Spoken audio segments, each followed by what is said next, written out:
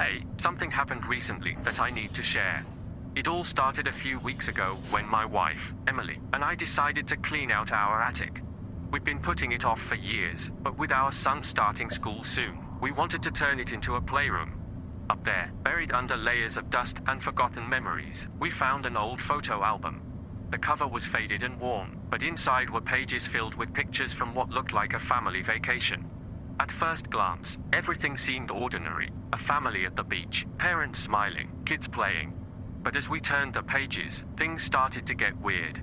In certain lighting, the faces seemed to change. The smiles turned into grimaces, the eyes hollow and dark. Emily and I exchanged uneasy glances. We tried to brush it off as a trick of the light, but the more we looked, the more unsettling it became. "Tom, look at this," Emily said, her voice barely above a whisper. She pointed to a picture of a young boy. In the dim attic light, his face looked twisted, almost like he was in pain. I felt a chill run down my spine. Maybe it's just the age of the photos. But deep down, I knew it wasn't normal. There was something off about those pictures, something that made my skin crawl. That night, I couldn't sleep. The images haunted me, their eerie faces burned into my mind. Emily tried to reassure me, but I could see the unease in her eyes too. The next day, I called in sick to work. I needed to know more about those photos. I spent hours researching old photography techniques, trying to find an explanation for what we'd seen. Nothing made sense. No photographic process could explain why those faces seemed to change. I felt like I was going crazy. Weeks passed, and I became obsessed with the album. I studied each picture, searching for clues. Who were these people? What had happened to them? And why did their smiles turn into something so malevolent? One evening, as Emily put our son to bed, I decided to take matters into my own hands. Armed with a flashlight and the album, I returned to the attic. Maybe, just maybe, there was something we'd missed. I pored over the pages again, shining the light from different angles. The faces continued to morph before my eyes, contorting into grotesque masks of anguish and fear. I felt a knot tighten in my stomach. And then I saw it, a pattern. The changes in the faces weren't random. They seemed to occur in specific photos, always in the presence of a particular landmark, a rundown cabin by a lake. My heart raced. There was something about that cabin. I needed to know more. The next day, I tracked down an old local historian who knew about the cabin by the lake. His name was Mr. Johnson, and he lived on the outskirts of town. His house was surrounded by overgrown gardens and had an air of neglect about it, but when I knocked on his door, he welcomed me in warmly. I explained everything to him. The photo album, the changing faces, the cabin by the lake. Mr. Johnson listened intently, stroking his beard as he thought. "That cabin," he said finally, his voice low. "It has a dark history." He told me about a family that had disappeared decades ago, their bodies never found. Rumor had it they'd stayed at the cabin, but no one knew what had happened to them. "And the photos?" I asked, my voice trembling. Mr. Johnson sighed. "It said that the lake has a way of preserving memories. And sometimes, those memories aren't pleasant." I left Mr. Johnson's house with more questions than answers. That night, I couldn't sleep. The faces from the album haunted my dreams, twisting and contorting in the darkness. The next morning, I knew what I had to do. Emily was worried about me, but I couldn't let it go. I had to go to that cabin, to see for myself. It took hours to reach the cabin. The road was overgrown, almost impassable in places. When I finally arrived, the cabin loomed before me, its windows boarded up and its roof sagging with age. I stepped inside cautiously, the floorboards creaking under my weight. The air was thick with dust and the smell of decay. I shone my flashlight around, searching for clues. And then I saw it, a photo, half buried under a pile of old newspapers. It was of the same family from the album, smiling and happy. But as I looked closer, I saw the familiar distortion, their faces contorted in agony. I stumbled back, my heart racing. What had happened here? What had driven them to such despair? As I turned to leave, something caught my eye, a glint of metal in the corner of the room. I knelt down and brushed away the dust, revealing an old, rusted lockbox. My hands shook as I opened it. Inside were more photos, photos of the family, but these were different. They showed them at the cabin, their smiles forced, their eyes filled with fear. And then I found it, a letter, yellowed with age. It was addressed to Emily. My hands trembled as I read it. The letter was from a woman named Sarah, the mother in the photos. She wrote about their time at the cabin, about how they'd been haunted by visions, by faces that weren't their own. We should have never come here, she wrote.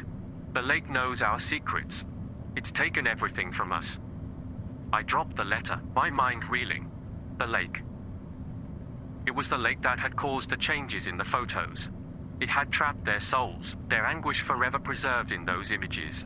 I stumbled out of the cabin, clutching the letter to my chest. I had to tell Emily, to show her what I'd found. Maybe then, we could finally put this nightmare behind us. But as I reached the edge of the lake, something stopped me, a whisper on the wind, a faint echo of laughter. I turned, but there was nothing there. The lake shimmered in the fading light, its surface calm and serene. But I knew better now. I knew the darkness that lurked beneath. And as I stood there, staring into the depths, I wondered, were we the only ones haunted by the lake's secrets? Or were there others, trapped forever in its shadowy embrace? I took one last look at the cabin, its silhouette against the setting sun. And then, with a heavy heart, I turned away. Months passed since that haunting day at the cabin by the lake. Emily and I tried to move on, but the memories of the photo album and the letter lingered like a shadow over our lives.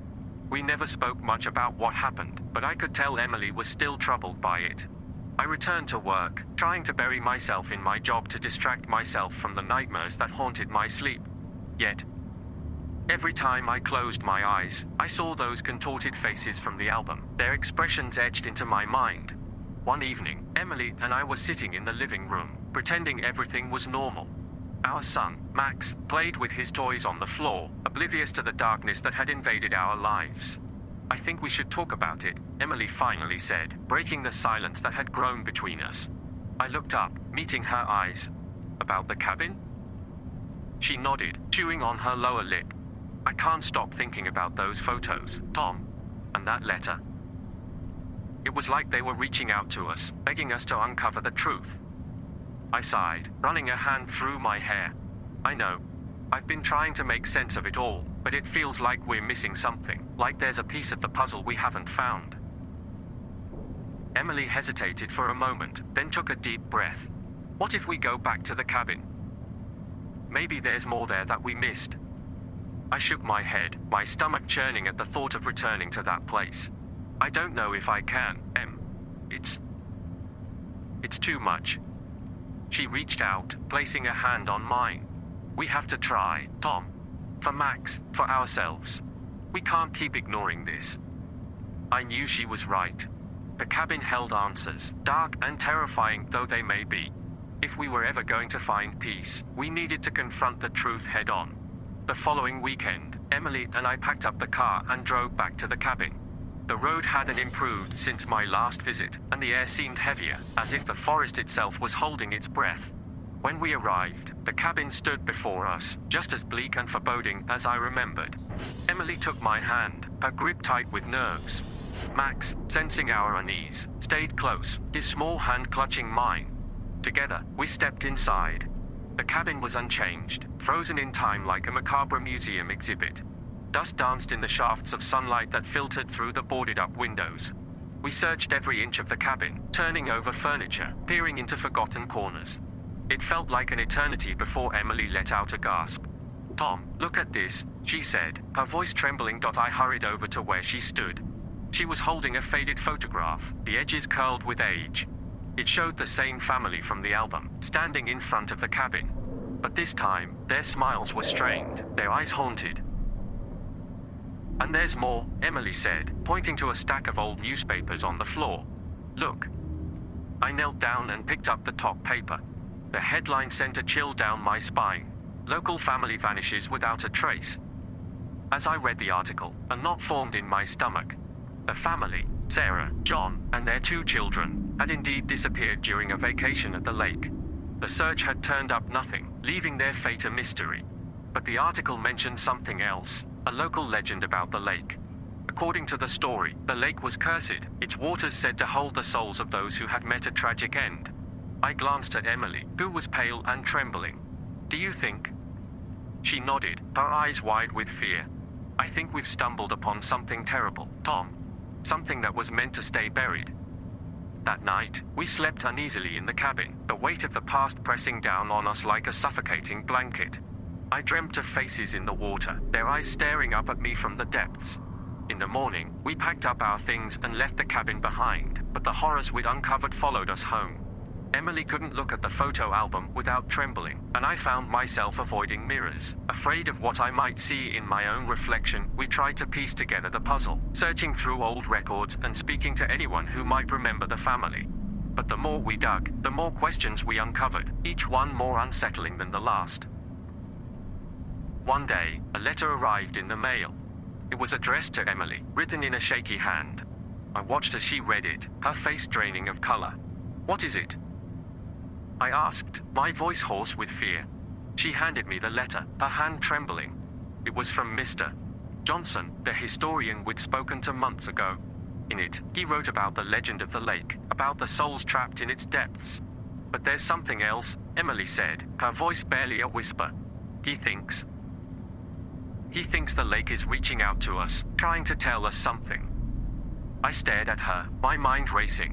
"What do we do, Em?" She looked at me, her eyes filled with determination. "We go back, Tom.